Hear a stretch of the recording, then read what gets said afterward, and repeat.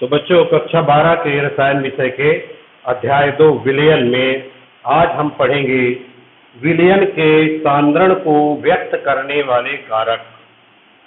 इनमें निम्न कारकों का हम अध्ययन करेंगे अपने पाठ्यक्रम के अनुसार: प्रतिशतता, पीपीएम, मोल प्रभाव, मोलरता और मोललता। इनमें सबसे पहले प्रतिशतता। तो प्रतिशतता क्या है? विलयन के 100 भागों में विलेय के भागों की संख्या को प्रतिशतता कहते हैं। जैसे आप परीक्षा में जो भी अंक प्राप्त करते हैं तो उसका प्रतिशत कैसे निकालते हैं?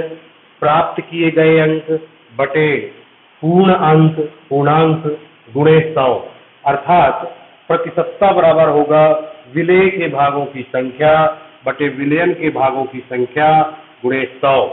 प्रतिशतता को कई रूपों में व्यक्त किया जाता है। इनमें सबसे पहले द्रव्यमान प्रतिशत। यदि सभी का द्रव्यमान दिया हुआ है तो उसे द्रव्यमान प्रतिशत कहेंगे। जैसे द्रव्यमान प्रतिशत बराबर क्या होगा? विलेय का द्रव्यमान बटे विलयन का द्रव्यमान गुणे 100। ध्यान रहे, ये द्रव्यमान की इकाइयां समान होनी चाहिए। जैसे यदि प्रश्न है 50 ग्राम शक्कर के 50 ग्राम विलयन में 5 ग्राम शक्कर घुली हुई है, तो उसका द्रव्यमान प्रतिशत क्या होगा?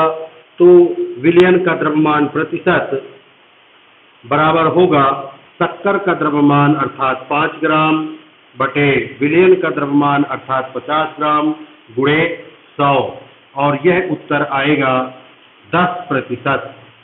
तो 10% इस विलयन का द्रव्यमान प्रतिशत है। यदि प्रश्न यह आता है कि नमक के 200 ml विलयन में 15% नमक घुला है, नमक के 200 ग्राम विलयन में 15% नमक है, या ये कहें कि इस विलयन की प्रतिशतता 15 है, तो इसका तात्पर्य क्या हुआ कि 200 ग्राम में 15% है, अर्थात प्रत्येक 100 ग्राम में 15 ग्राम है, तो 200 ग्राम विलयन में कितना होगा? 30 ग्राम नमक होगा। अर्थात 200 ग्राम विलयन नमक का, जिसमें नमक का की प्रतिशतता 15 है, उस विलयन में 30 ग्राम नमक घुला होगा। इसी प्रकार से प्रतिशतता को कई रूपों में व्यक्त किया जाता है। जैसे आयतन प्रतिशत। आयतन प्रतिशत, इसे V/V से भी प्रदर्शित करते हैं। बिल्कुल इसी प्रकार से होगा। इसमें आयतन प्रतिशत में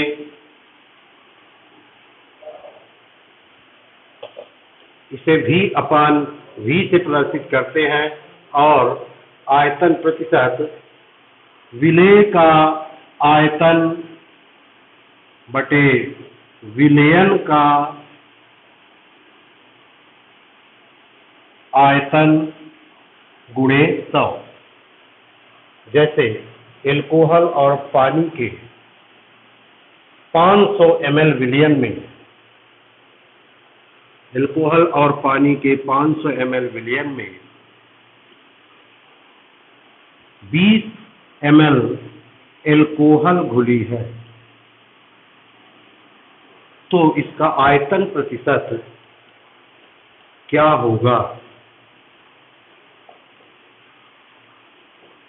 तो सूत्र के अनुसार विलेय का आयतन 20 बटे विलयन का आयतन 500 गुणे 100, तो यह आएगा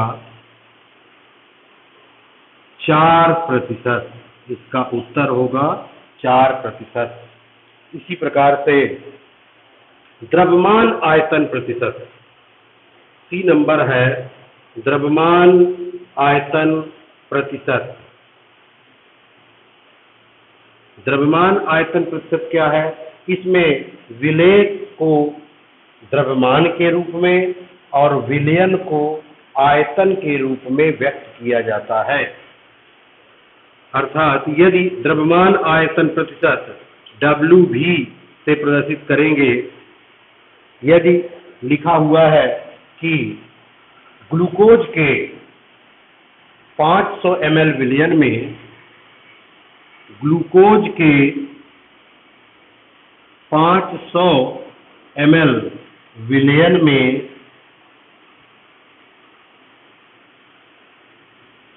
30 ग्राम ग्लूकोज है। तो द्रव्यमान आयतन प्रतिशत क्या होगा? इसमें आप देखिए कि विलेय को ग्राम में व्यक्त किया गया है और विलयन को आयतन में व्यक्त किया गया है ml में। तो द्रव्यमान आयतन प्रतिशत इसका होगा, द्रव्यमान आयतन प्रतिशत बराबर विलेय का ग्राम में द्रव्यमान 30 बटे विलयन का ml में आयतन 500 गुणे 100। तो यह हो जाता है 6, अर्थात इसका द्रव्यमान आयतन प्रतिशत होगा 6%। तो इस प्रकार से प्रतिशतता के आधार पर विभिन्न प्रकार के सवालों को हल किया जा सकता है। अब हम आते हैं ppm पर, पार्ट पर मिलियन। ppm का उपयोग उन विलयनों के सांद्रण को व्यक्त करने में किया जाता है जिसमें विलेय की मात्रा विलयन की तुलना में बहुत ही कम होती है। जैसे, और ppm में सांद्रण बराबर होता है, जैसा कि इसका नाम है ppm पार्ट पर मिलियन। तो इसमें विलेय के कणों की संख्या बटे विलयन के समस्त कणों की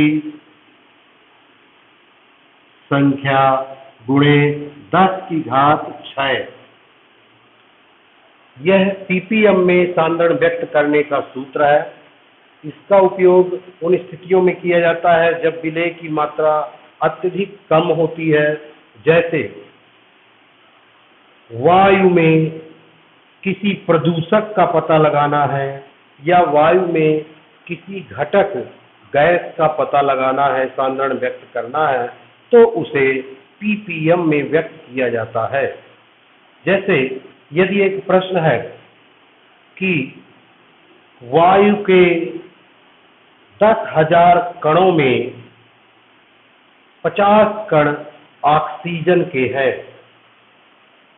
वायु के 10,000 कणों में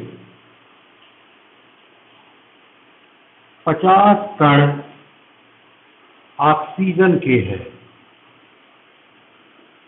तो ऑक्सीजन का ppm में सांद्रण क्या होगा? तो इसे कैसे हल करेंगे? ऑक्सीजन का ppm में सांद्रण होगा ऑक्सीजन के कणों की संख्या बटे विलयन के कुल कणों की संख्या गुणे 10⁶, अर्थात यह मान आएगा, देखिए इसे 2 शून्य काटेंगे इसके तो ये 4 हो जाएगा, 50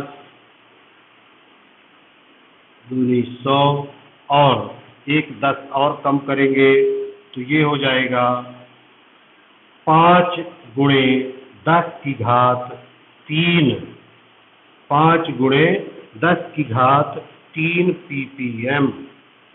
तो इस प्रकार ppm का उपयोग इन स्थितियों में किया जाता है।